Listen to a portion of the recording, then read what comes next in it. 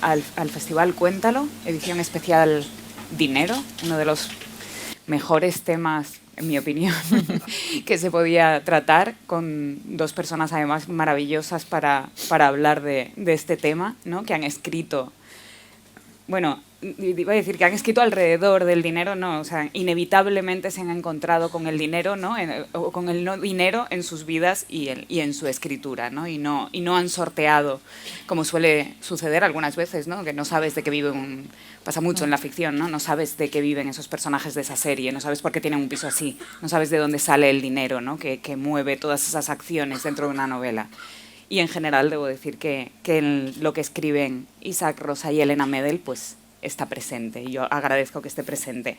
Los presento brevemente, aunque no necesitan mucha presentación. Me voy a saltar cosas, pero porque tenéis muchos premios y muchas cosas y habéis publicado mucho, pero Isaac Rosa viene de Sevilla, aunque ha vivido en Madrid y Extremadura también, ¿no?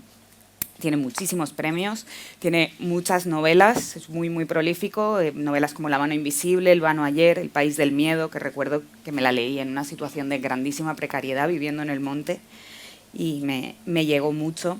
Feliz final, la última novela es Lugar seguro, y ha sido, bueno, eres, ¿no?, guionista de cómic, has escrito también novela juvenil con tu hija, que me ha llamado la atención, que este dato no lo sabía, y escribes también para La Marea, El Diario.es, colaboras en la radio, o sea que, bueno, amplitud absoluta. Y Elena Medel, que es poeta, novelista, editora, que viene de Córdoba, aunque vive en Madrid, y que ha publicado diversos libros de poesía.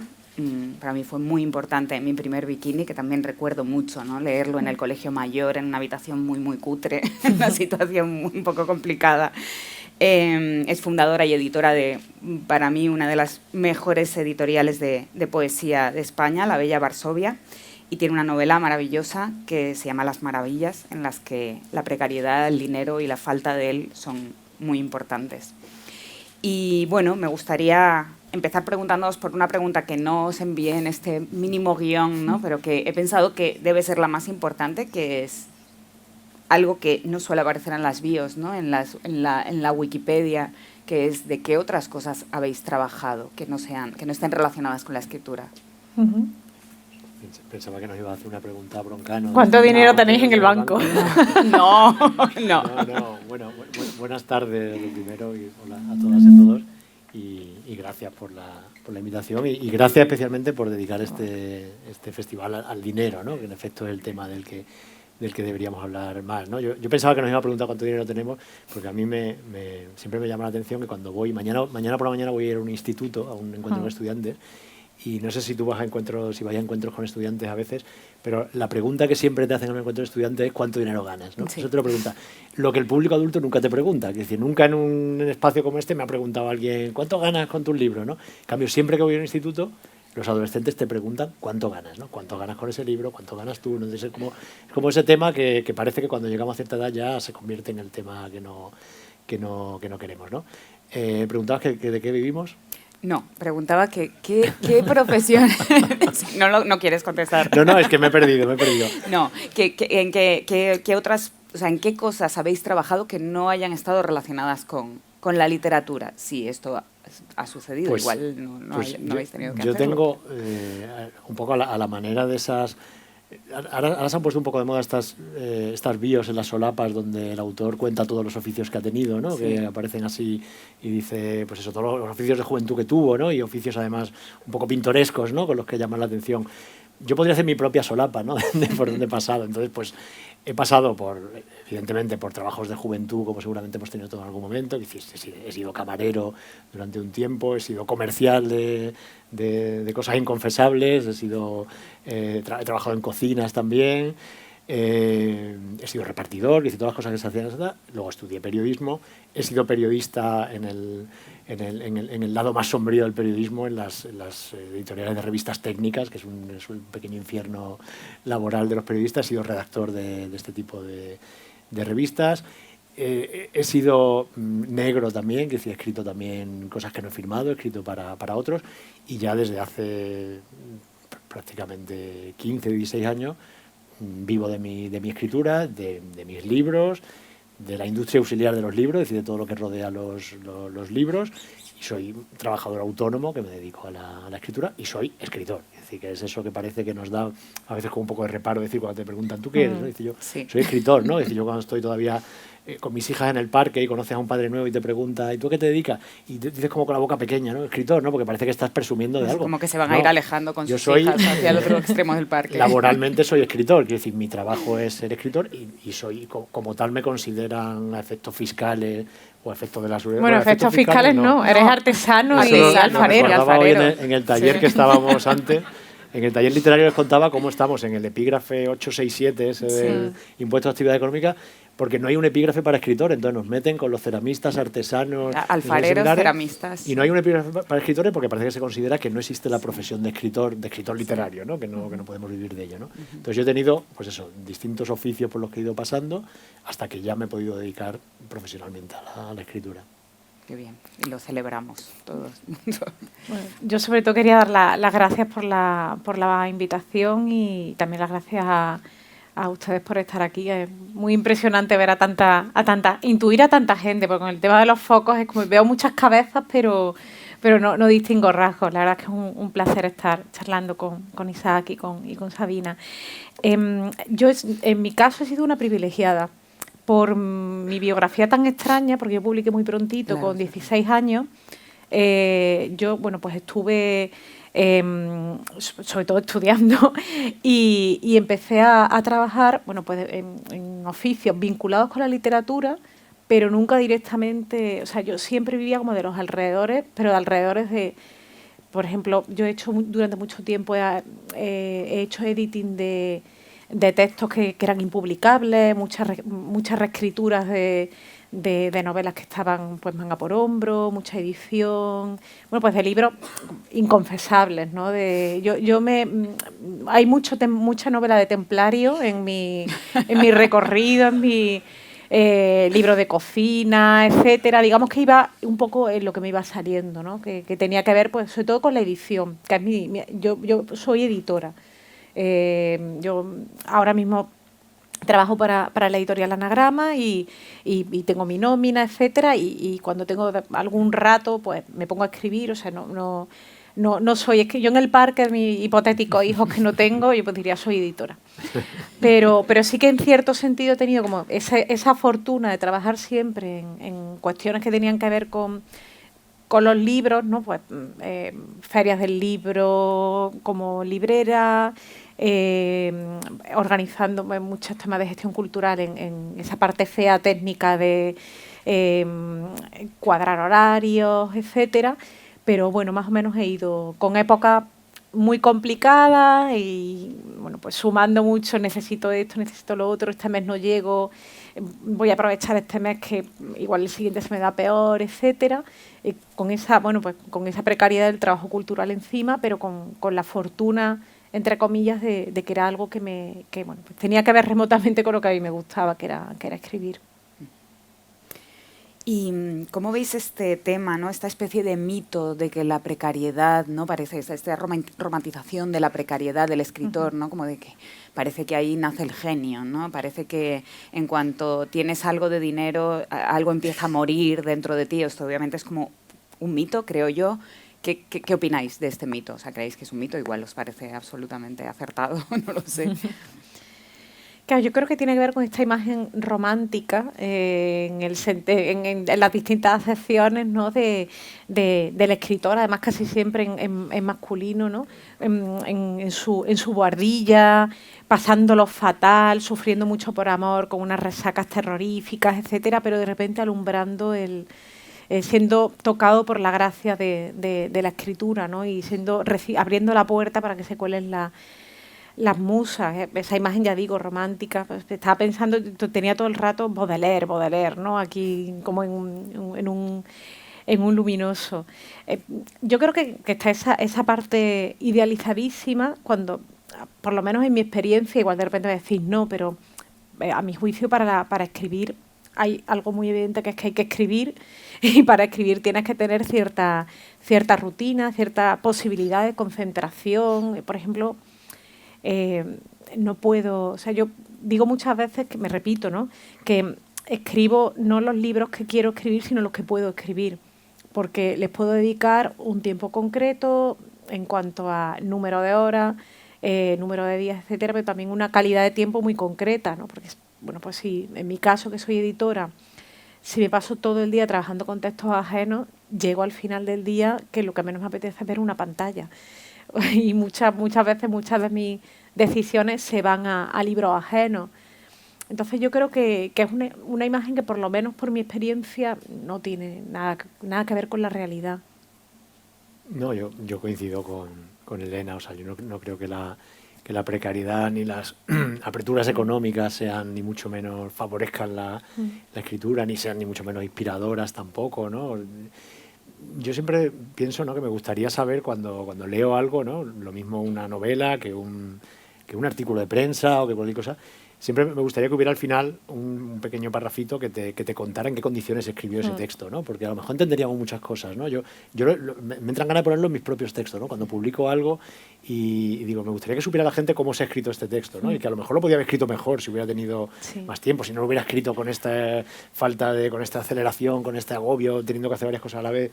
Y lo echo de menos, ¿no? El saber en qué condiciones, porque nos daríamos cuenta de cómo hay textos que salen de momentos en efecto apretados, de momentos de precariedad, como hay otros que salen pues de momentos estupendos y como hay textos que vienen de gente que son rentistas y que se lo pueden permitir, ¿no?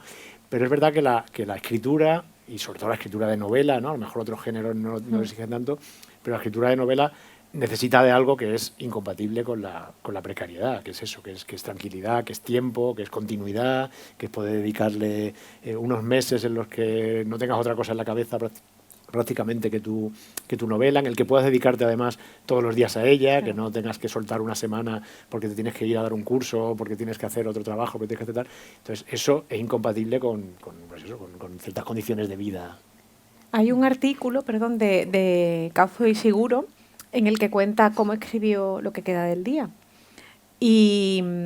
Y a mí es un artículo que me llamó mucha atención porque básicamente cuenta que, bueno, pues él había publicado varias novelas ya, con cierto, no sé si éxito, pero que sí se habían empezado a leer y estaba en un momento en el que o daba el salto, tenía la sensación de que se iba a quedar siempre, bueno, pues como en un segundo, tercer plano, etcétera, y su mujer le planteó: enciérrate, deja de trabajar durante unos meses, yo voy a ser quien traiga el dinero a casa, enciérrate además físicamente, o sea, baja solamente para comer, que te vas a encontrar con todo limpio, con todo cocinado, tus hijos criados, etcétera, y dedícate a escribir. O sea, que es como, bueno...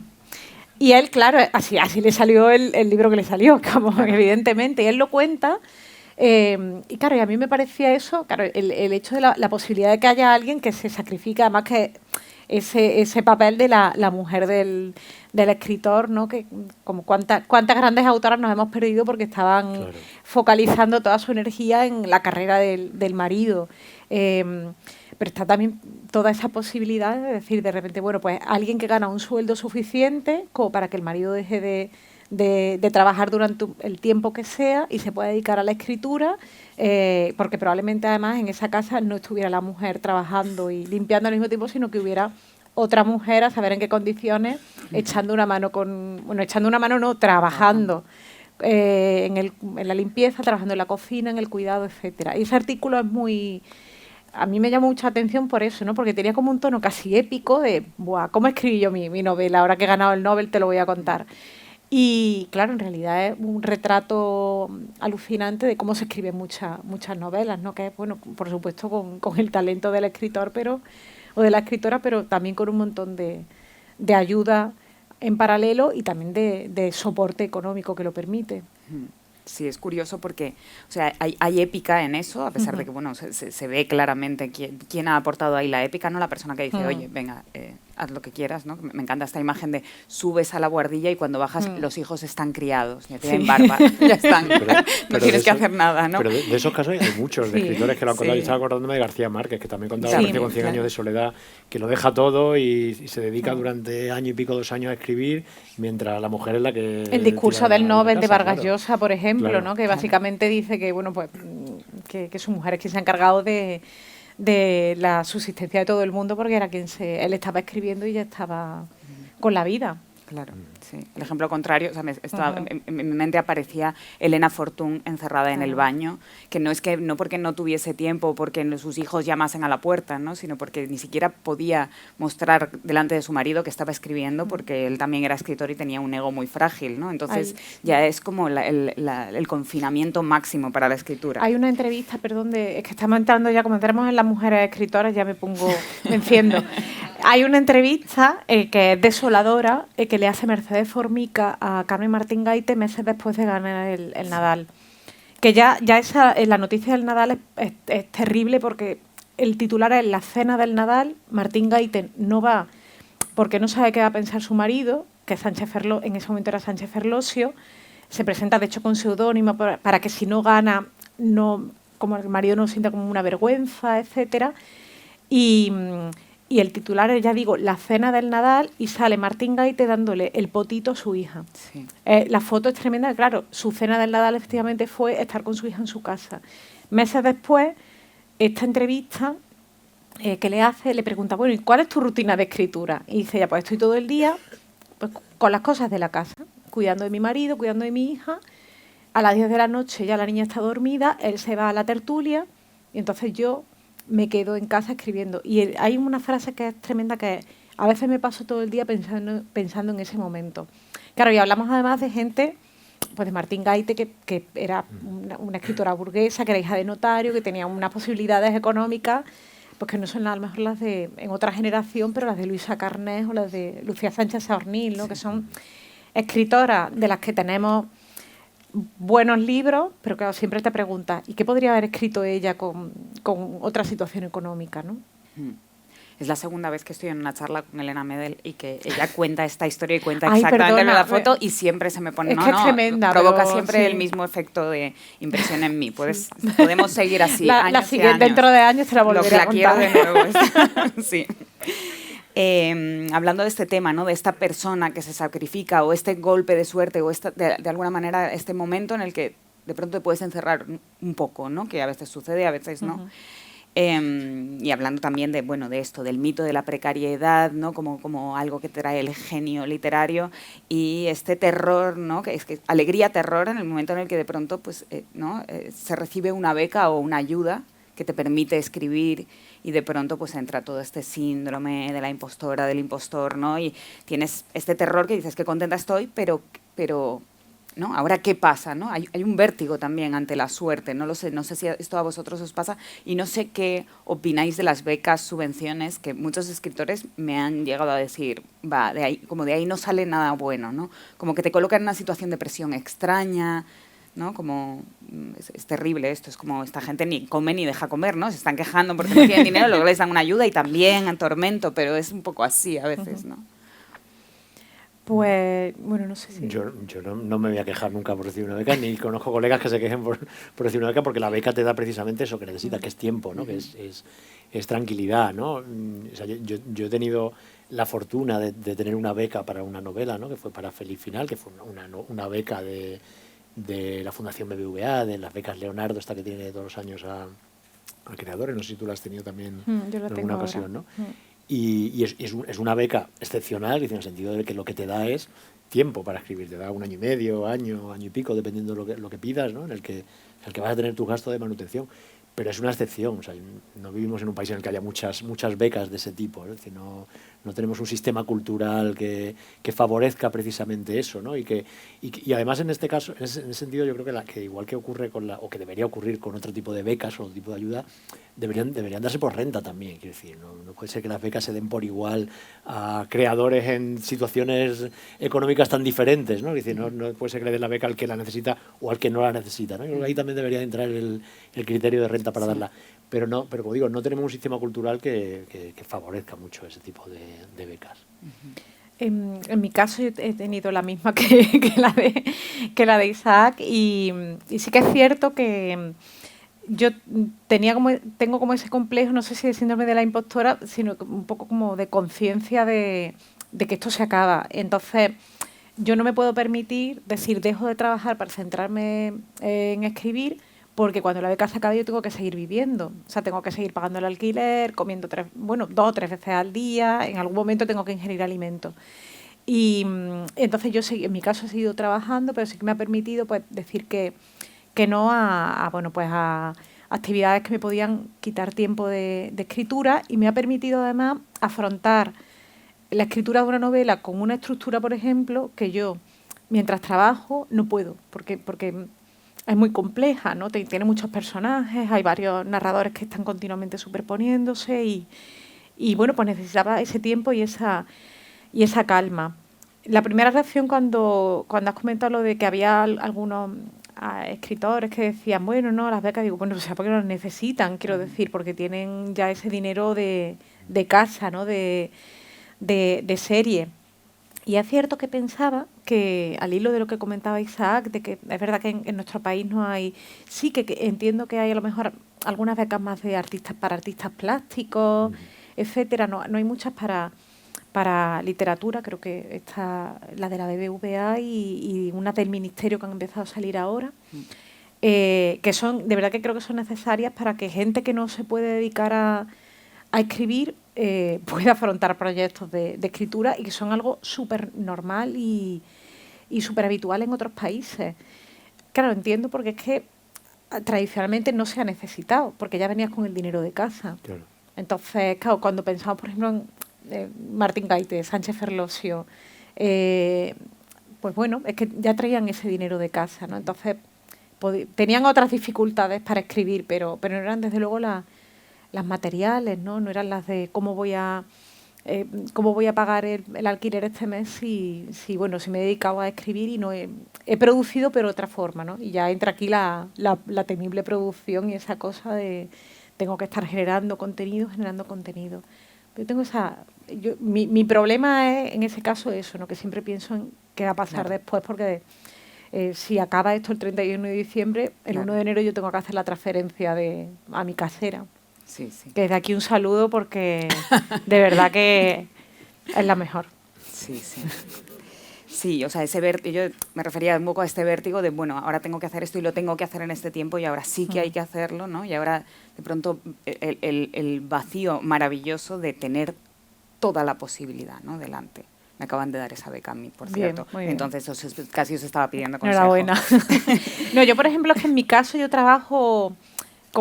yo trabajo con escaleta, por ejemplo, lo contaba antes en el club de lectura, porque yo sé como del tiempo de que dispongo es como, bueno, pues en este caso tengo 1 año y medio. En el caso de Las Maravillas no era como tanto de tengo X años, sino que, bueno, pues ahora tengo 3 semanas para escribir.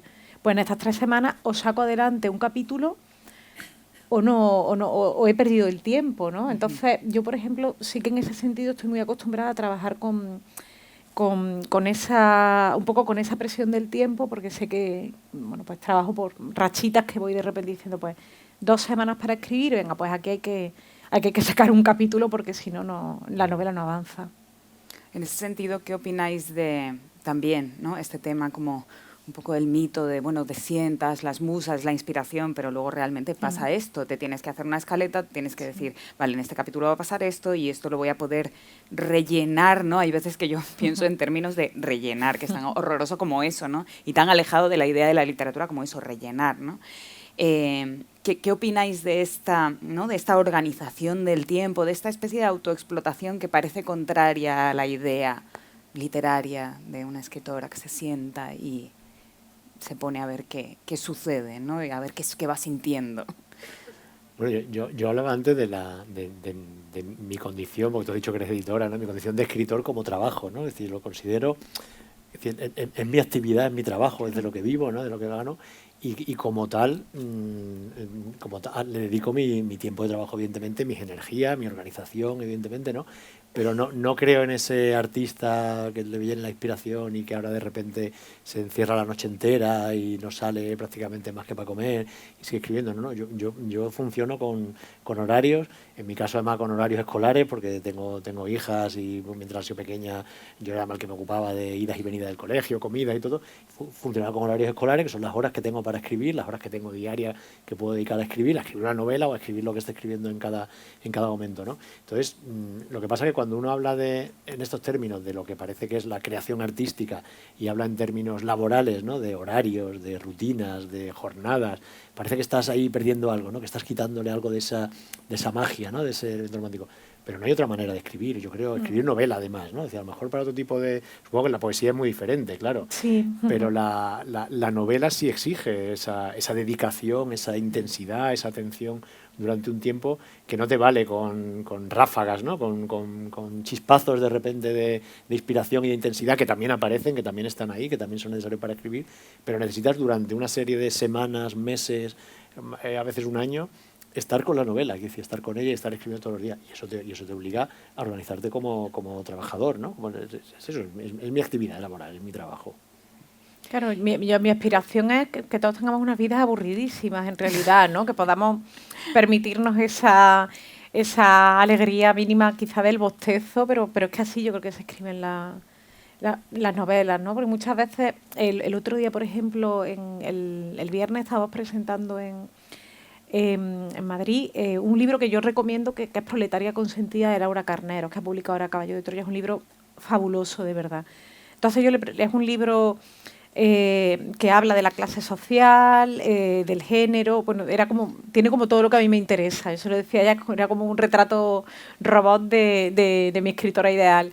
Y entonces le preguntaba por la estructura del libro, porque es un libro muy fragmentado, con capítulos muy breves y tal, y me decía, bueno, es que lo he ido escribiendo a ratos, claro, es que yo no puedo sentarme de repente, dedicarle al libro meses y meses y años, sino que, bueno, pues de repente hoy tenía un rato, pues escribía un capítulo, tal. Es que muchas veces cuando estamos ahora, por ejemplo, en algunos momentos leo algún artículo, no, claro, es que la escritura fragmentaria de hoy, bueno, es que la escritura fragmentaria de hoy es porque la gente tiene el tiempo que tiene para escribir, porque está trabajando y no se puede dedicar ¿no? Como a esas horas de claro, me siento delante del ordenador, para claro. escribir una novela en la que te da una vez en la vida una beca de estas, ¿no? Que de repente te puedes dedicar durante un año y pico y puedes hacerlo. El resto del tiempo, pues como todo, en efecto, tenemos que pagar nuestra factura y tenemos que seguir y además sabes que después de este libro no sabes lo que vendrá después, tienes que seguir haciendo otros trabajos y tienes que seguir haciendo colaboraciones y tienes que seguir haciendo bolos y tienes que seguir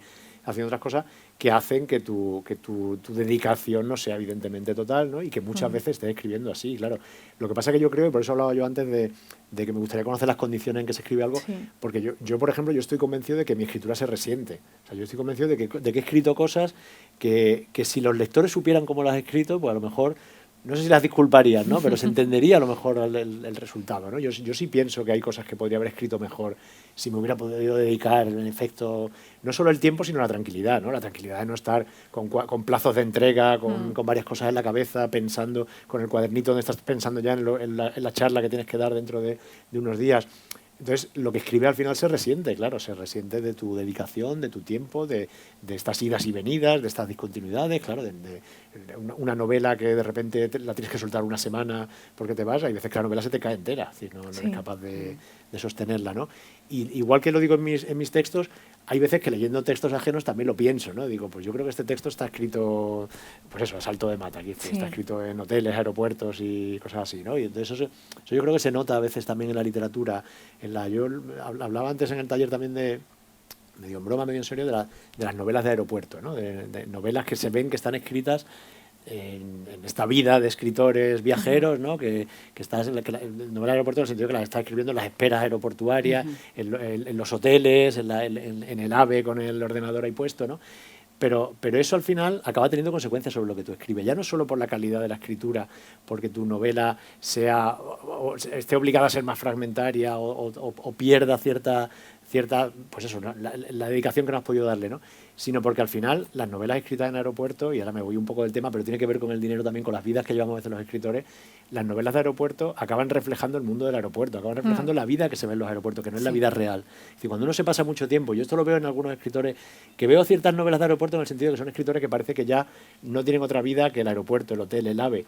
Y si tú vas en avión, si tú vas a un aeropuerto, te das cuenta de que la gente que te estás cruzando no es representativa de la sociedad, no es el tipo de gente que vive. En un aeropuerto la gente es de clase media alta, hay muy poca gente racializada en los aeropuertos en comparación con la que hay en la sociedad. La gente es como más guapa, entre comillas, más arregladita, de otro nivel cultural. Es decir, no es representativa seguramente del conjunto de la sociedad y acabas escribiendo novelas que reflejan ese mundo en el que no hay trabajo manual, en el que todo el mundo tiene trabajos interesantes, creativos, intelectuales, con ordenador, por supuesto, ¿no? Entonces acabas reflejando un mundo que no es el mundo real, ¿no? en el que vivimos. Claro, y tiene que ver con el dinero, pero no tiene que ver exactamente. Por ejemplo, pensaba en la posibilidad que te da el dinero, por ejemplo, para pagar el cuidado de los hijos. En mi caso, yo no soy madre, pero pensaba en amigas que son escritoras, que son madres y que tienen un parón en su escritura, porque claro, están ocupadas de la crianza e incluso eso tiene que ver con la escritura, pero también tiene que ver con todo lo que rodea la escritura. El hecho de decir, no, es que yo no puedo ir a ese recital porque tengo los niños esta tarde. Entonces no puedo participar en esta lectura. Entonces, claro, al final toda esa proyección posible que pueda tener su obra pues se queda fuera, ¿no? En ese sentido a mí me gusta mucho cómo lo cuenta Elena Ferrante en la saga Dos Amigas, esa prisa que tiene. Claro, digo, esto es un spoiler. Sí. Bueno, hay algo. Lean la novela y como la segunda, tercera, creo que es la tercera novela más o menos, ahí se acuerdan de mí. No voy a decir nada más. Sí. Estaba pensando que a mí me interesa muchísimo y disfruto mucho cuando en un libro, hay gente que lo odia, pero cuando en un libro de pronto se habla sobre la propia escritura de ese libro, ¿no? O cuando, como por ejemplo hace Miguel Ángel Hernández, saca sus novelas y saca diarios paralelos, ¿no? Que es una locura el nivel de producción de ese hombre. Está escribiendo una novela y al mismo tiempo está escribiendo un diario sobre la escritura de ese libro. Y hay un momento que me fascina, ¿no? Es doloroso, pero me fascina que él está dando clases en la universidad, luego da un taller, luego presenta un libro, luego va a su casa, escribe hasta las 3 de la mañana y en un momento dado sale de su casa, coge la moto y va por la autopista pues de Murcia a no sé dónde y de pronto se tiene que parar a un lado porque se da cuenta de que no sabe a dónde está yendo. ¿Sabes? Como que de pronto le abruma este nivel de actividad y creo que es mi momento favorito de un diario, así de un escritor pues que conozco y que he visto y que me gusta porque se ve también pues de alguna manera el fantasma de ese libro que luego llegamos a conocer, ¿no? El aeropuerto o la autopista en la que vas y vienes, ¿no? No sé, me fascina como un poco este género de cómo es toda la trastienda de escribir un libro. Y creo que no se narra mucho, o sea, que a mí me parecería interesante ahora que lo decías, Isaac, ¿no? Como te imaginaba como yendo a recoger a tus hijas, volviendo. Yo eso creo que es un subgénero que ha cambiado en los últimos años y además ha cambiado para bien, para más interesante. Quiero decir que durante muchos años hemos tenido novelas más o menos adscritas al género de la autoficción, ¿no? En la que lo que veíamos era el novelista que nos estaba contando cómo escribía la novela que estábamos leyendo, ¿no? Y eso incluía pues las idas y venidas en la escritura, las dudas, todos los problemas, pero solían ser novelistas que de lo que nos hablaban era de sus problemas creativos, es decir, de sus problemas a la hora de la propia escritura o de sus problemas familiares, sentimentales, pero no hablaban nunca de los problemas materiales, de las condiciones materiales que se escribía la novela. Sin embargo, en los últimos años yo sí creo que seguramente desde la última gran crisis, desde 2008, pero también por la llegada de nuevas generaciones de autoras, de autores, ¿no? Pues sí que en ese, como digo, esa especie de autoficción del escritor que nos habla mientras está escribiendo, se acaba colando cada vez más las vidas precarias que llevan o que llevamos, ¿no? Entonces acaban contando las dificultades para escribir el libro, pero también es otro tipo de dificultades, no solamente las que nos contaban otro tipo de autores. Yo creo que tiene que ver con algo que tú has comentado, Isaac, que es el hecho de que hayan llegado, no sé si nuevas generaciones, pero sí, porque a mí me cuesta mucho pensar en generaciones, prefiero casi pensar más en momentos concretos, ¿no? El hecho de que haya de que se estén contando historias desde otros lugares socioeconómicos, claro, ¿no? Claro. Por ejemplo, pienso en una escritora como Rosario Izquierdo, ¿no? Que no es de mi generación, ella es más mayor, pero está contando, por ejemplo, pienso en Lejana y Rosa, en el Hijo Zurdo, ¿no? Que está contando historias desde otros lugares socioeconómicos, ¿no? Desde la clase trabajadora, etcétera. El diario de campo, claro, que las trabajadoras sociales en los barrios, que es de donde ella ha estado trabajando además, ¿no? Claro, yo me refería al tema generacional pensando sobre todo en las nuevas voces, las nuevas autoras sobre todo, más que autores, ¿no? Que están haciendo ese tipo de autoficción precaria, es decir, en el que hablan de sus problemas de sus problemas para escribir, pero también de sus problemas laborales, de sus problemas de vivienda, de sus problemas con sus maternidades, de sus problemas de salud mental también, ¿no?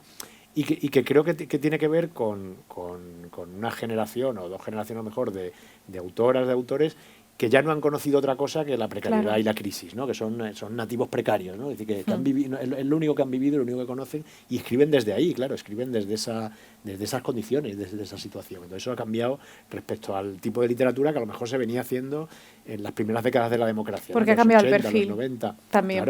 Claro, es que yo estaba pensando, por ejemplo, en una entrevista, hay un libro que es una larga entrevista a Muñoz Molina y él contaba, por ejemplo, contaba comentarios que él había ido leyendo cuando él empezó, no cuando él empezó, sino cuando estaba ya en los 90, etcétera, pues las burlas, por ejemplo, cuando entra en la academia y se ríen de él por cómo le queda el frac, hiperclasistas, pero etcétera. Eso como años antes, Barral y Gil de Viedma se reían de García Hortelano, sí, que decían que parecía un guardia civil, ¿no? Decían, estaba esperando en el aeropuerto y decía, parece un guardia civil con el bigotito, así tal, ¿no? Era el mismo tipo de burla hacia el que no es de su misma clase burguesa, ¿no? El que tiene, ¿no? Pero sí, eso ha estado ocurriendo durante muchos años, claro. Y hablando de vuestra narrativa, de vuestros últimos libros, me gustaría que hablaseis un poco, bueno, en tu caso, Elena, de las heroínas, antiheroínas o heroínas como pueden, ¿no? Atravesadas por la clase y el género. Y en tu caso, Isaac, la figura del pícaro. Me gustaría como que, bueno, que me dijerais un poco cómo os enfrentasteis, o sea, cómo abordasteis esos personajes, cómo pensasteis o vinieron a vosotros esos personajes y qué precedentes teníais o qué leísteis en ese momento en el que eso se empezaba a fraguar ahí en vuestro cerebro. En mi caso, Las Maravillas es la primera novela que yo he publicado, pero es la cuarta que escribo. Tengo 3 es un cajón simbólico porque en realidad es una carpeta del ordenador que se llama No. Entonces, no tiene... Yo soy muy crítica conmigo misma, pero también muy organizada al mismo tiempo en mi autocrítica. Entonces tengo No, ensayo, poesía, teatro y narrativa. Y narrativa se subdivide a su vez en cuentos y novelas. Y ahí tengo cada una su carpetita, está todo súper bien organizado. La verdad es que es un chollo, si mañana me muero volviendo a Madrid... Ya está grabado sí, esto. Lo está grabado, mi hermana, que es mi heredera, puede entrar ahí. Así que, por si acaso, voy a dejar una nota, algún tipo de Marta. No, esto es, si es no, es no. Entonces, en esas 3 novelas anteriores, que por distintos motivos, sobre todo por la imposibilidad de dedicarme a ellas, ¿no? Con cierta continuidad, pues terminé abandonándolas, descartándolas, etcétera. Había un personaje que se iba repitiendo como secundaria, con más o menos peso, que era el personaje de Alicia. Y cuando empecé a plantearme que quería intentar otra vez afrontar la escritura de una novela, empecé a tirar del hilo de Alicia. Y escribí un primer borrador, que es el del primer, no el primer capítulo de la novela, pero sí el origen, que es el reino, que es un capítulo, si han leído la novela, es el capítulo en el que están las niñas haciendo la tarea. Y ahí estaba ya de una manera muy potente, yo creo, por lo menos para mí muy sugerente, la cuestión de la clase, ¿no? Ese choque entre, además, de manera más sutil, porque se supone que están igualadas, pero no son iguales, ¿no? Una tiene cosas que le faltan a las demás. Y empecé, pues a hacerme preguntas y a ir construyendo la escaleta, ¿no? Por así decirlo. Yo venía de un libro de poemas que es Chatterton, en el que ya estaba la reflexión sobre la precariedad. Están pues todas esas preguntas sobre la precariedad, no solo económica y laboral, sino también emocional. De la manera en la que estamos reproduciendo en nuestras relaciones pues, las estructuras del capitalismo, la forma en la que la situación socioeconómica está impregnándose, está impregnando, ¿no? Nuestras relaciones con las demás personas, etcétera. Un poco, pues también a raíz de la lectura de Bailuz y estaba, digamos, esa intención y ese latido, ¿no? Porque yo publiqué Chatterton en 2014 y El Principio de las Maravillas desde 2015. Entonces, pues fui, digamos, ya digo, ¿no? Tanteando ese tema y hablando al final pensando mucho sobre mi mis circunstancias, ¿no? No es una novela en absoluto autobiográfica, no, yo no soy María, por fortuna tampoco soy Alicia, pero bueno, al final yo creo que es imposible escribir eliminando quién eres, ¿no? La persona que eres y la persona que soy, pues tiene que ver con mi clase social, con el dinero que gano o que dejo de ganar, o el dinero que tengo o que no tengo. Y eso al final terminó entrando en la novela, ¿no? Yo quería escribir una novela que hablara al final del lugar del que soy. No digamos que, ya digo, no es autobiográfica, pero sí que está en cierto modo, bueno, pues la experiencia de tías mías, de muchas vecinas mías. Hablabas de las novelas de aeropuerto, yo escribo novelas de autobús, creo. Escribo novelas del 118, que es Embajadores La Peseta, que es el autobús que va a mi barrio, y la novela del 6, que es el del circular, que es la línea de metro que yo suelo tomar para ir de un lado a otro. Y ahí voy oyendo, voy viendo, y ayer, por ejemplo, el lunes por la mañana estaba en el banco, tuve que ir a hacer, además en el banco, y vi una escena que dije yo, menos mal que he venido ahora y no dentro de 15 minutos, pues me hubiera perdido esto. Y claro, empecé a tomar notas con el móvil y decir, esto lo meto yo en la novela siguiente, pero vamos, porque me venía de perla. ¿Qué leí? Leía mucho, además justo antes, ya en el periodo último de escritura, cuando conseguí, digamos, bloquear 2 meses para terminar la novela, lo conseguí hacer de trabajar durante meses como una salvaje para decir, bueno, pues necesito autobecarme. Entonces, para autobecarme tuve que estar, recuerdo un día que hice como un taller por la tarde, una charla por la mañana, una virtual a mediodía, tal, y dije, bueno, pues para intentar ahorrar para esa autobeca, ¿no? Y yo en esa media hora antes de ponerme a escribir leía, para tomar el tono de autoras en las que quería fijarme. Por ejemplo, leía Martín Gaite, creo que me la releí casi entera en esos tiempos. Leí, bueno, pues Ferrante, la traducción de Celia Filippetto, pero es cierto que no sabemos cuál es el origen socioeconómico de Ferrante, porque no sabemos quién es, pero sí que es verdad que, por ejemplo, incluso en una escritora como Martín Gaite, un personaje que es Alicia Zampelayo, que sí que tiene su origen económico, sí que es de clase trabajadora, es un retrato muy tierno, pero al mismo tiempo hay como cierta piedad un poco perversa, ¿no? Como de, bueno, esta pobre muchacha pobre. A mí me interesa la literatura política, me interesaba, por ejemplo, Ángela Figuera, como sus poemas políticos son poemas íntimos, ¿no? Cómo transcurren en los espacios de la intimidad, en los espacios además que son históricamente los espacios de las mujeres, la cocina, el salón, etcétera. Me interesa Marta Sanz, por ejemplo, me interesa Chirves, me interesa Nierno, toda la parte que hay de política, que me parece que es todo, en su tratamiento de la intimidad. Esas son un poco las referencias que yo tenía, ¿no? Y pensaba mucho en eso, en lo que iba escuchando, pues lo que me contaba a lo mejor la vecina, la señora de la panadería, que lleva en el barrio desde finales prácticamente de los 60, que se convirtió en mi fuente de información. Yo le preguntaba, oye, ¿tú crees que esto es posible? Tal, me decía, no, el metro no llegaba, tal. Y efectivamente era mucho más fiable que la Wikipedia. Me hace gracia, me estaba acordando cuando has dicho lo de las novelas de autobús, ¿no?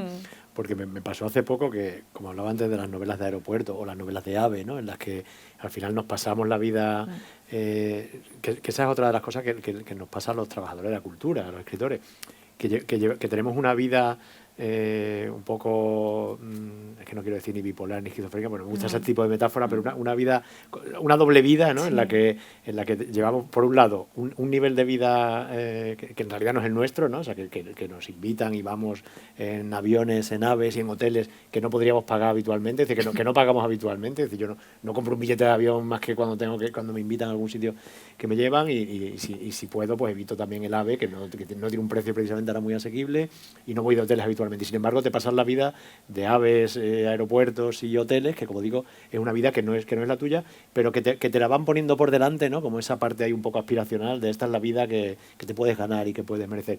Y hace poco me pasó que que después de ir, después de haber hecho no sé cuántos viajes en el AVE en el último año, ¿no? Y que en efecto en el AVE, igual que pasa en el avión, pues la gente que llevas cerca y la gente que llevas alrededor y las conversaciones que escucha, porque se escuchan todas las conversaciones en el AVE, del que hablando por teléfono, pues no son representativas de la calle ni de la vida real, ¿no? Porque la gente que va en el AVE es gente que se dedica a determinados o determinados sectores, determinadas empresas que tienen cierto nivel de vida. Y hace poco me pasó que iba de Sevilla a Málaga a una actividad que me habían invitado allí. Iba a ir en AVE, ¿no? Estaba en el tren, pero hubo una huelga de trabajadores de Renfe y fui en autobús. Y entonces de repente era como ir como un mundo completamente diferente. Y pensaba yo en cómo serían las novelas de autobús. Si yo viajara habitualmente en autobús y el mundo que tuviera alrededor fuera el de los viajeros de autobús, que en aquellos sitios donde hay línea de AVE y al mismo tiempo línea de autobús, son dos mundos completamente diferentes. Sí, claro, es el mundo de quien no puede pagarse un billete de AVE ni tiene una actividad interesante, entre comillas, por la que te inviten a viajar una y otra vez, ¿no? Entonces serían como dos mundos completamente diferentes, ¿no? Pero estaba pensando también en tu novela, ¿no? En Las Maravillas, que a mí me parece que es una de las novelas que mejor ha mostrado, ¿no? Algo que a mí me interesa mucho, pero que suele quedarse fuera de la literatura, que es, sin caer tampoco en el determinismo, ¿no? Pero la manera en que las condiciones materiales, en que las condiciones de vida marcan las vidas y las decisiones de los personajes, ¿no? Yo creo que eso en tu novela se ve perfectamente, porque eso es algo que yo siempre pienso cuando leo ciertas novelas protagonizadas por como suele ocurrir en tantas ficciones en la literatura, y no digamos ya en el cine o en las series de televisión, ¿no? Que suele ocurrir eso de que los personajes tienen siempre un nivel de vida muy por encima del de sus lectores o espectadores, ¿no?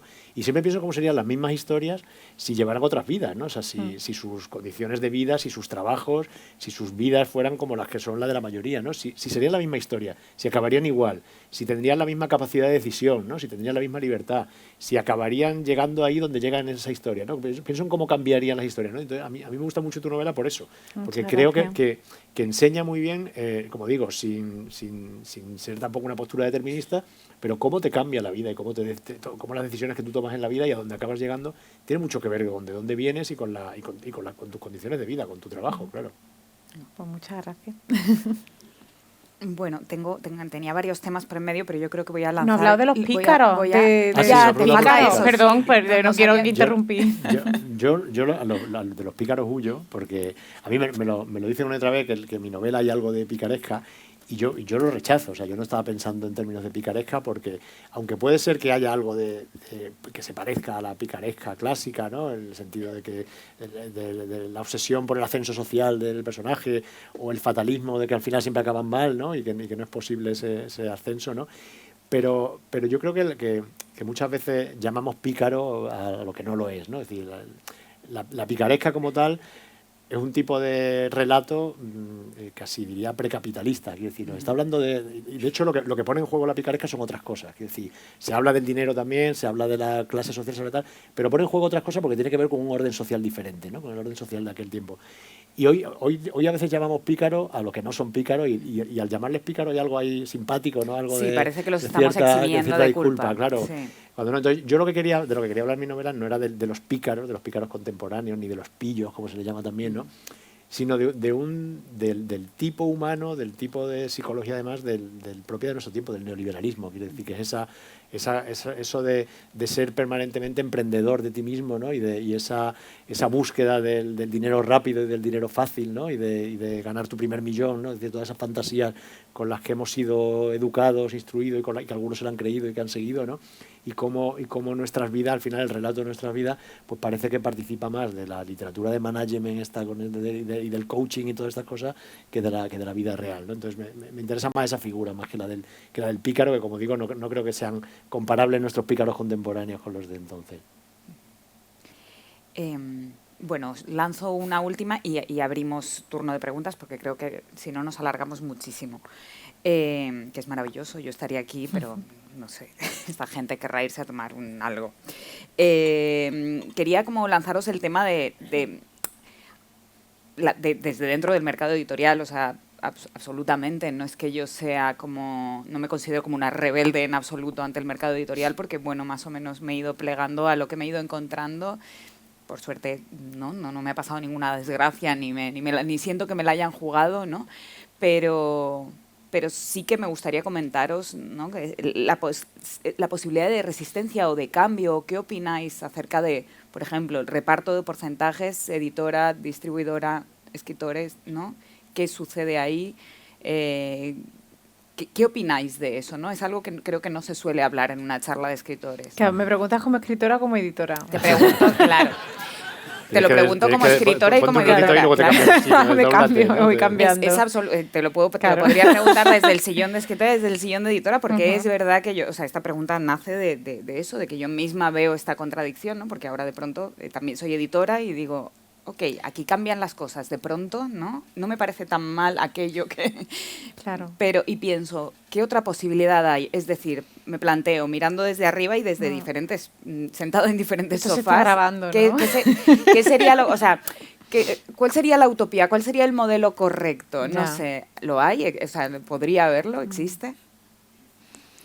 A ver, hay un elemento que, claro, esto no sé hasta qué punto puede interesar o no. Hay un elemento fundamental en la cadena del libro, fundamental en muchos aspectos, que es el de la distribuidora, que es prácticamente de toda la cadena el elemento que más gana.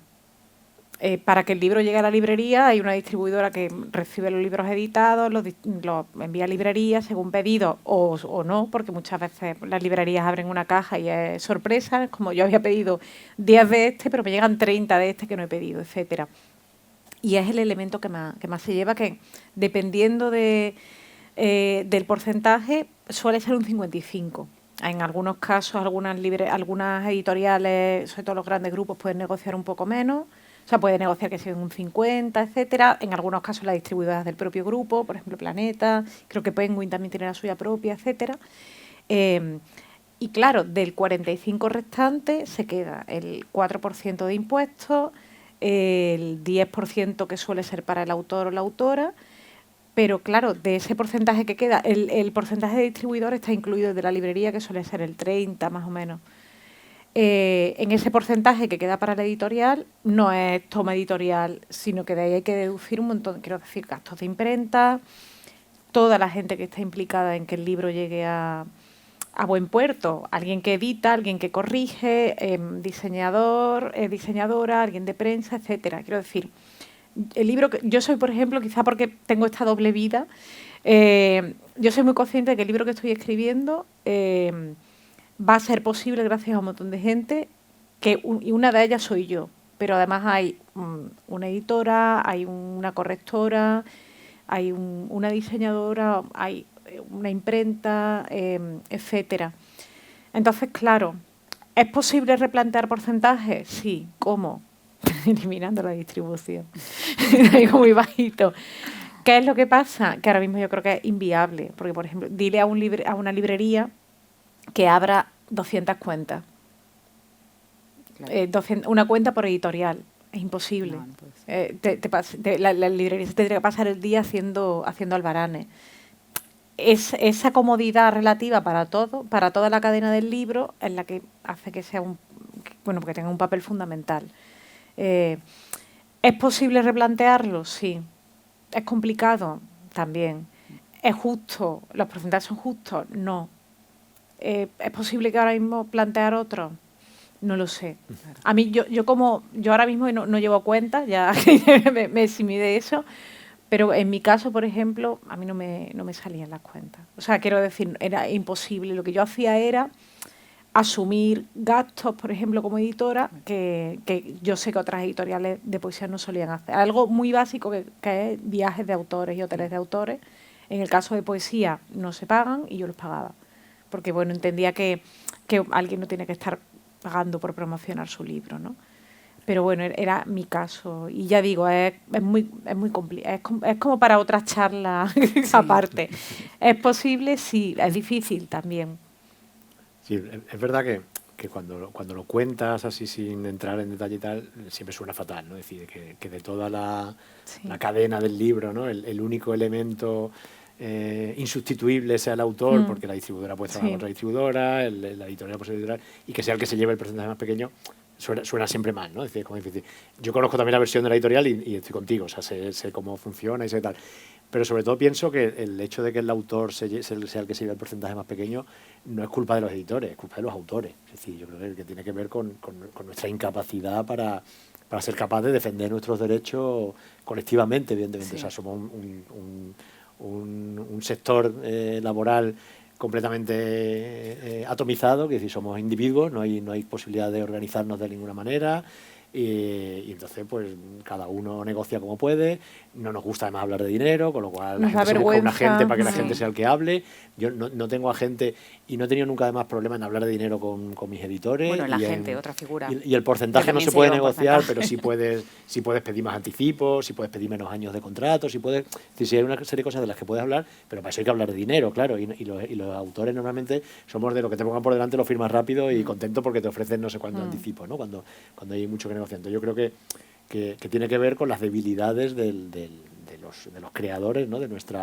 Primero, de no reconocernos como trabajadores, por tanto, no reconocer que tenemos unos derechos que defender y que la forma de defenderlo además es organizándonos y defendiéndonos colectivamente. Pero somos incapaces de hacerlo, incapaces de organizarnos.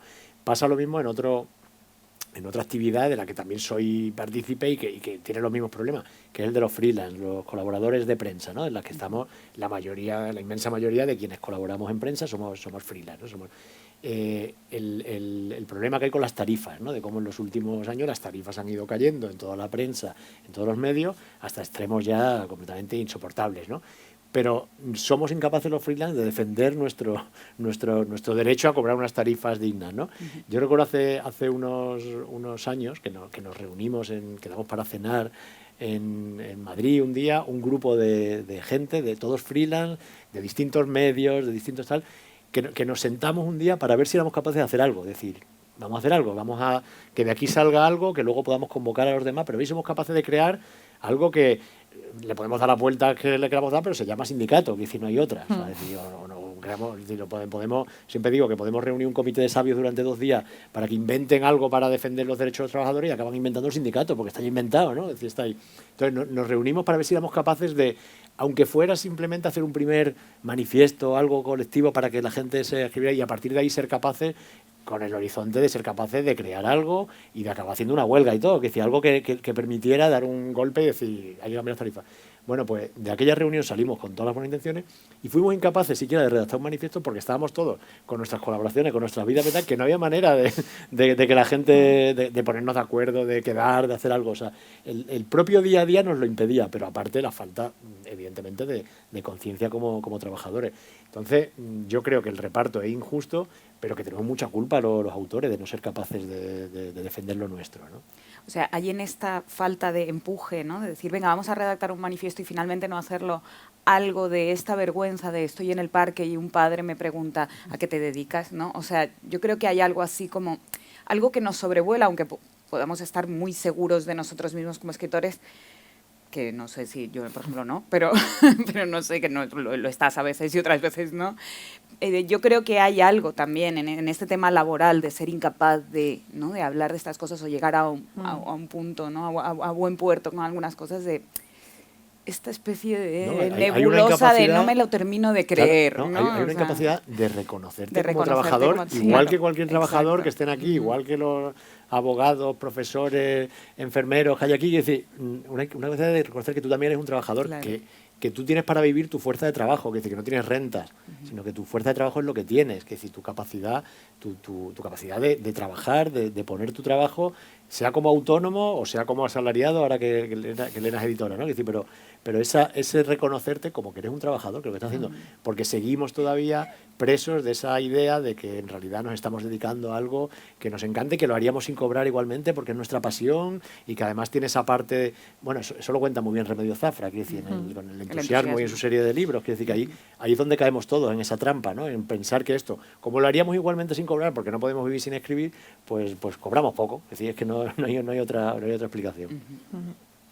Bueno, y ya hemos dejado claro que somos bebés de los negocios, podéis hacer lo que queráis con nosotros. No, quería abrir el turno de preguntas. ¿Alguien quiere comentar algo, preguntar algo? Sí, aquí no sé si van a pasar un micro o se va a hacer así a viva voz. Mira, van a llevarle un micro. es aquí delante, en la primera fila.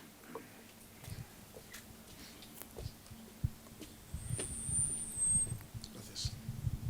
Bueno, lo que habéis comentado antes de escribir en el autobús o en el aeropuerto y demás, yo sí he observado que cuando leo un libro, una novela, por ejemplo, una que hemos leído casi todos, por ejemplo, la publicidad, el Proyecto Planeta del año pasado, La Bestia, dices, ves que hay muy poquitos personajes y siempre coinciden en Madrid los mismos, es decir, Madrid era más pequeño cuando eso, pero es que siempre los mismos, y lo ves demasiado fácil, demasiado artificial la lectura. A mí me gusta una novela que puedas profundizar más, no sé, a veces que la veas más lo que es la vida misma, es decir, que tiene sustancia, pero que lógicamente no la veas, pues eso, que está hecho tan fácil. Por ejemplo, yo ahora mismo me acuerdo de una novela de las últimas que he leído, por ejemplo, La violinista roja, por ejemplo, o El mentalista. El mentalista, por ejemplo, también se alineó un poco el final de la novela, pero sin embargo tenía muchos matices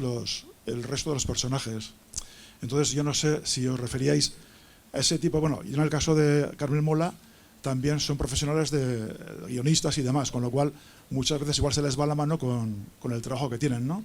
Pero vamos, lo que sí me parece que darle el primer premio Planeta, por ejemplo, el finalista que leí, que también lo he leído, Últimos días en Berlín, a mí me satisfizo mucho más, me gustó mucho más que el otro, pero bueno, son también, es mi criterio, ¿no? En fin, gracias.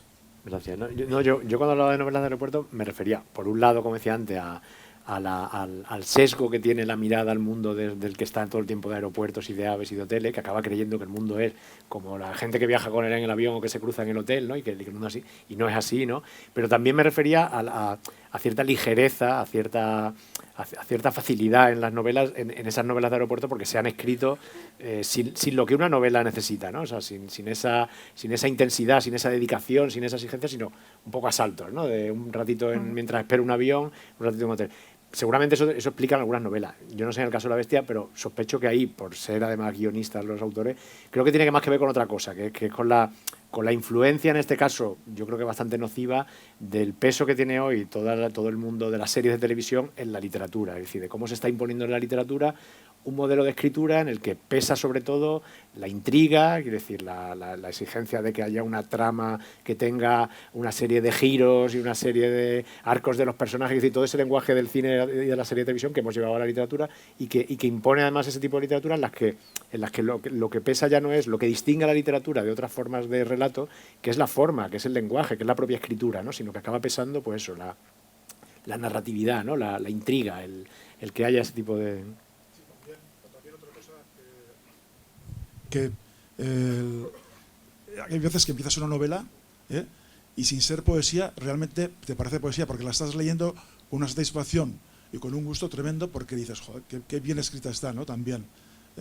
Ahora no sabría deciros, pero son muchos casos que se dan en ese aspecto también.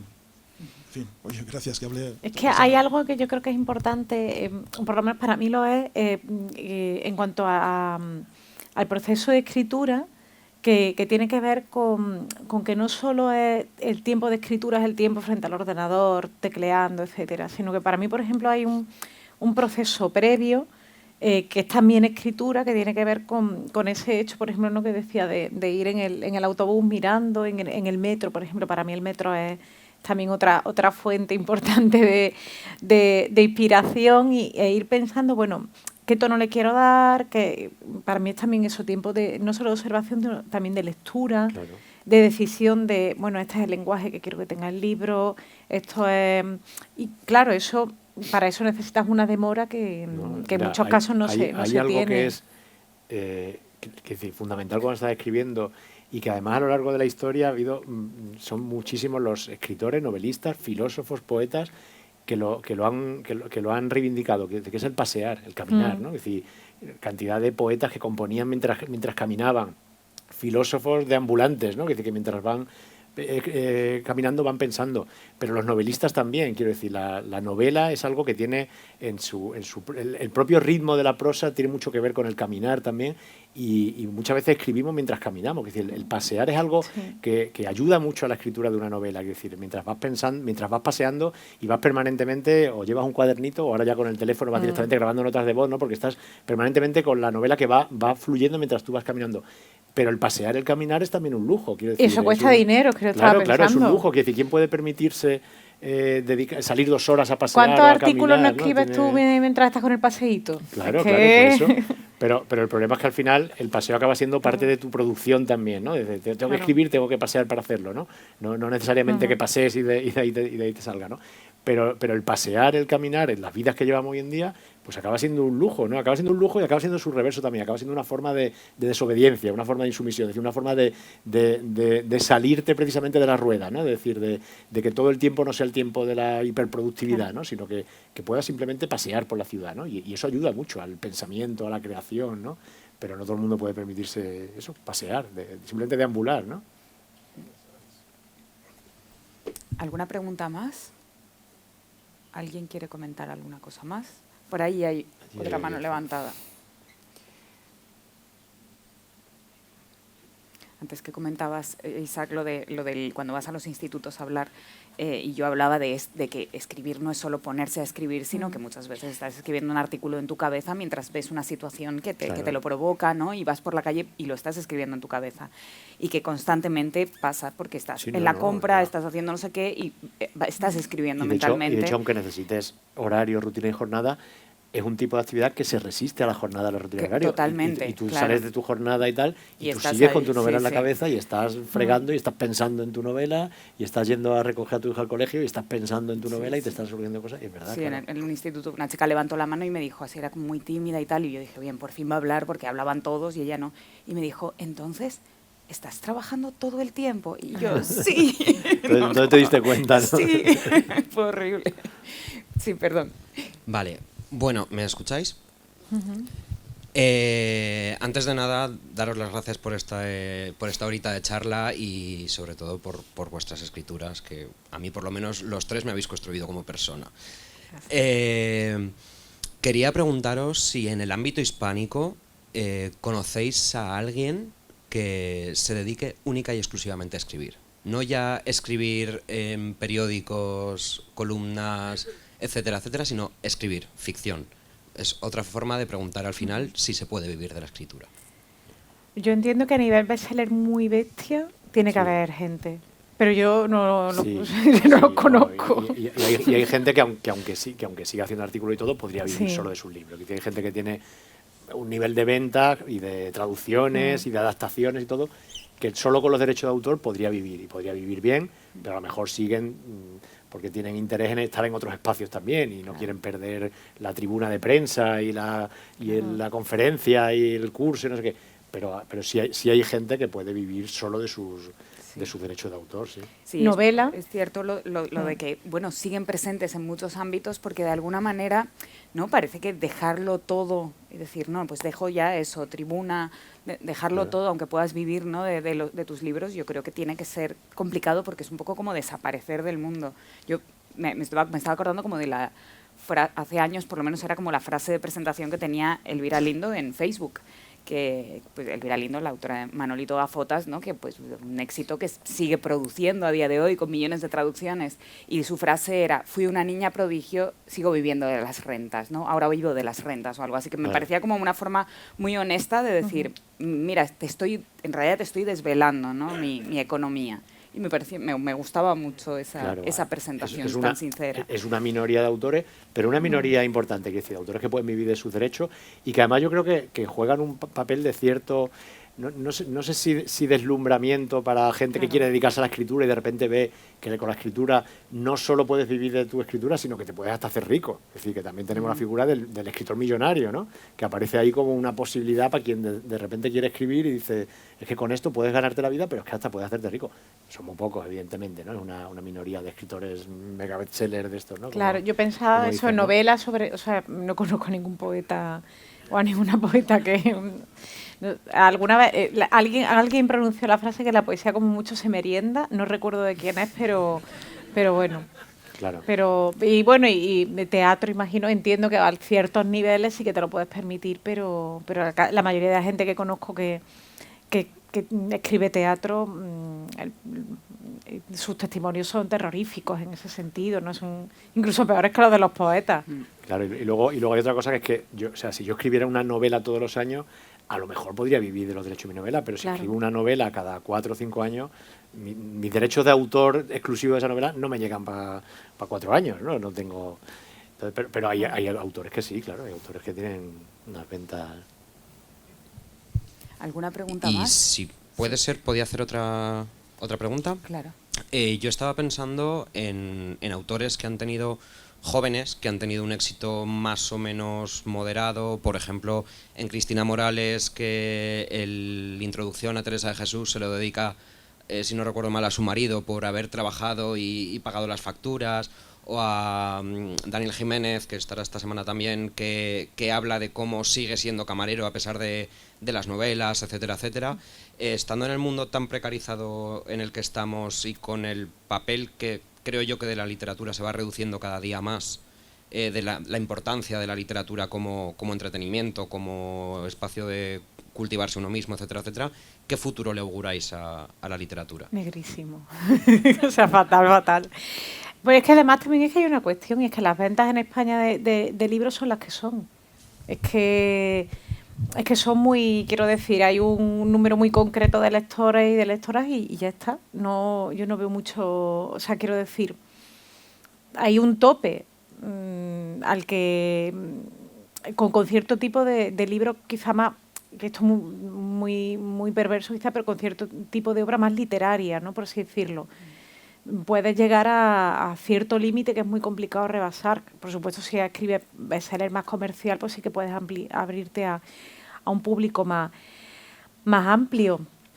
Yo creo que se siguen escribiendo buenos libros en las peores condiciones. Hay ejemplos y que incluso nosotros tenemos...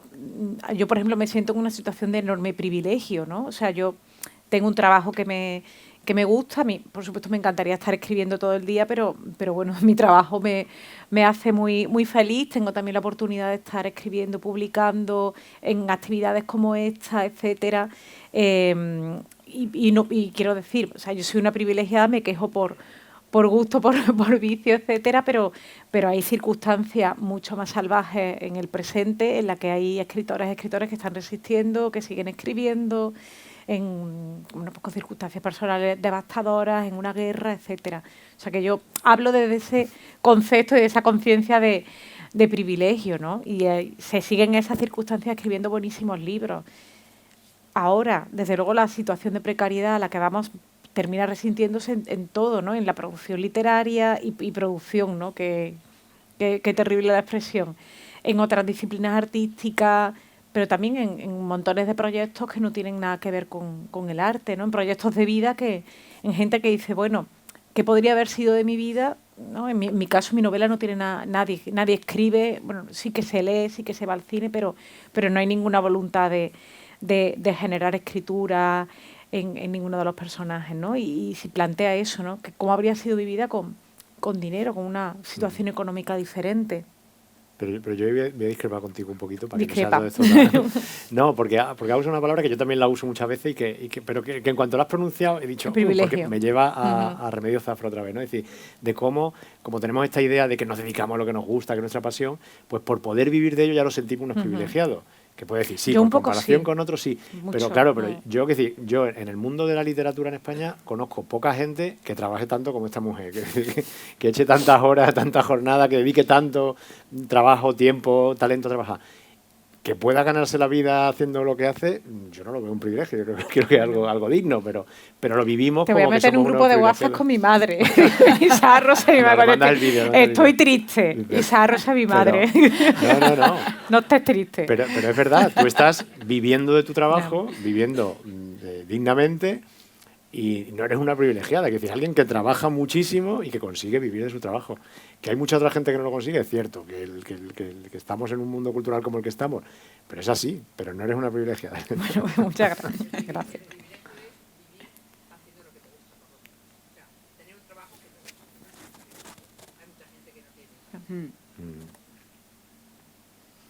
¿Hay algún...? Sí, un comentario aquí.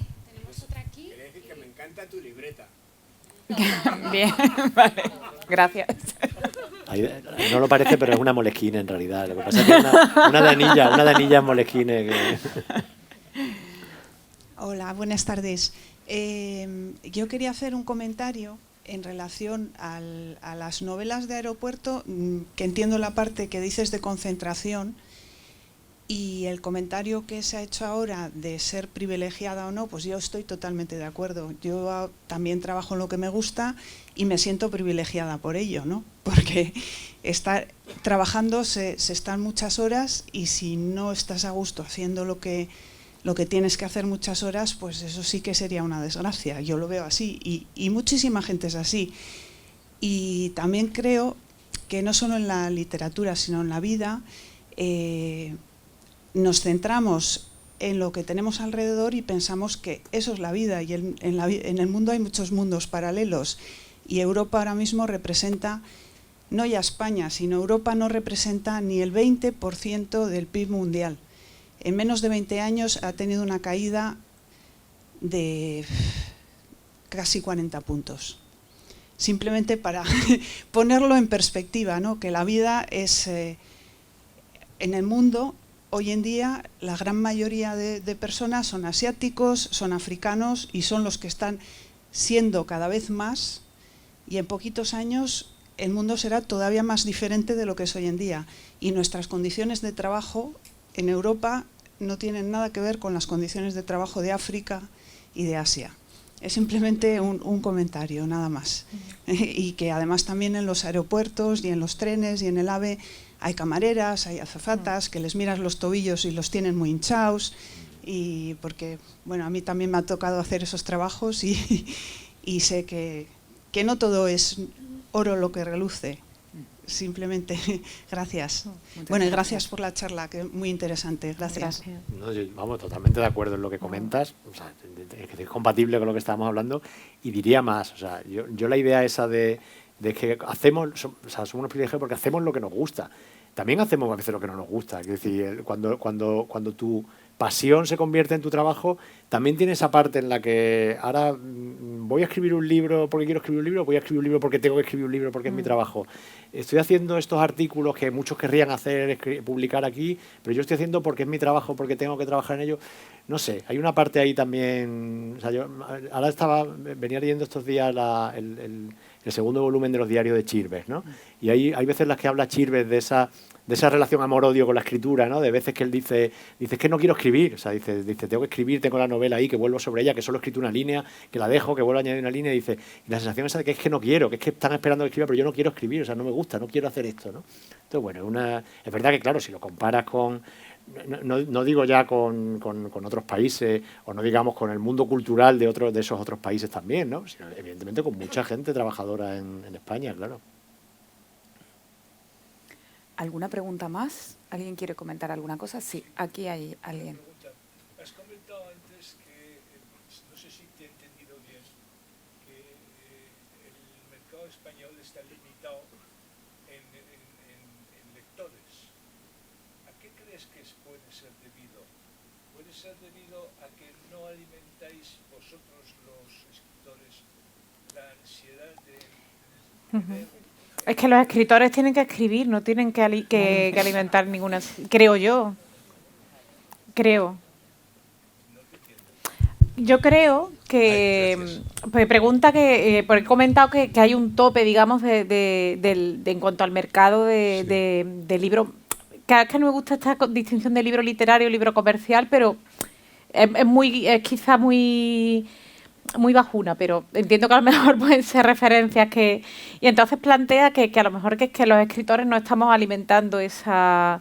Pero es que yo creo que quien escribe ya tiene suficientes cosas encima y suficientes circunstancias como para encima pensar en voy a escribir esto, que yo haga, que la gente salga en masa a las librerías, etcétera. Yo creo que es una cuestión mucho más colectiva, me parece. Que creo que dejarle, por ejemplo, en cuanto a campañas de dinamización de la lectura, yo creo que hay suficiente gente que trabaja continuamente, por ejemplo, pienso, estamos en una biblioteca, gente que trabaja, personal de biblioteca, gente que está trabajando en institutos, que no solamente, por ejemplo, responsables de bibliotecas escolares, profesorado, etcétera. Los planes de dinamización de la lectura, que yo creo que son gran parte, ¿no?, de esa responsabilidad, de ese futuro de esos lectores, de esas lectoras del futuro, tiene que estar ahí. Bueno, pues esos planes los tienen que redactar quienes están trabajando en el día a día, que en muchas ocasiones esos planes los redacta gente que está en despachos que no tienen ni idea de lo que pasa en una biblioteca, por ejemplo.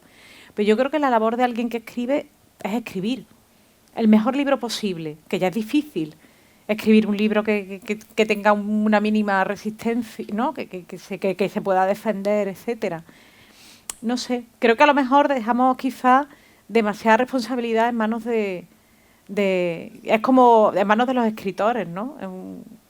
No sé, yo tengo esa sensación.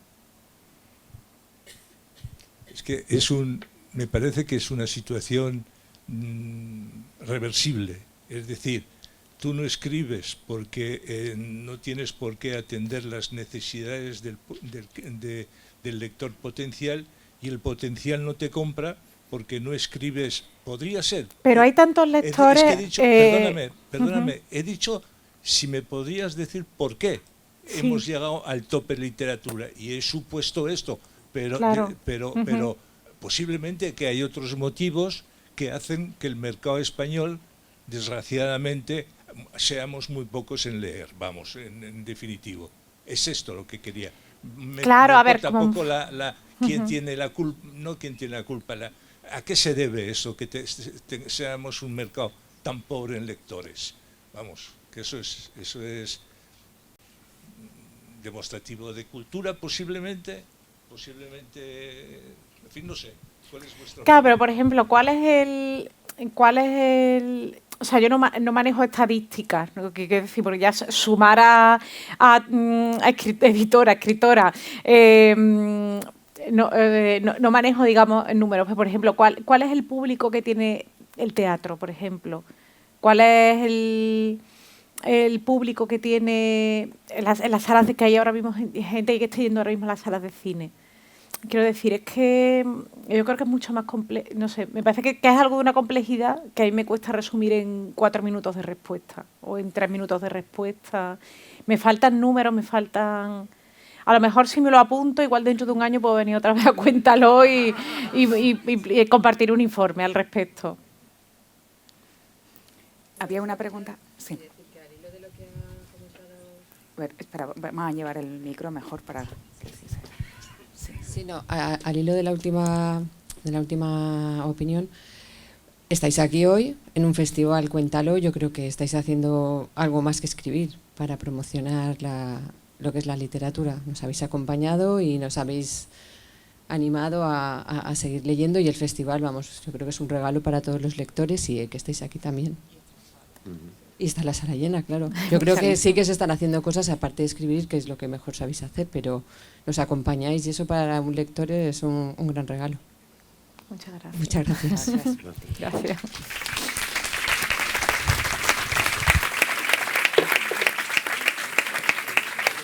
Bueno, este parece un final perfecto. Igual hay una pregunta súper importante o algún comentario importante, pero gracias por haber dado este cierre tan bonito a esto. No sé si queréis comentar algo más o despediros. No, yo en línea con lo que decía, dar las gracias, porque el mérito de esto y la importancia de esto no somos Elena y yo ni Sabina, el equipo de gente fantástico que monta este pedazo de festival impresionante. Que todo el que ha pasado por aquí además nos lo recomienda luego, ¿no? Que vengáis al Cuéntalo. Entonces yo, mi agradecimiento y mi reconocimiento a todo el equipo de gente que monta este festival.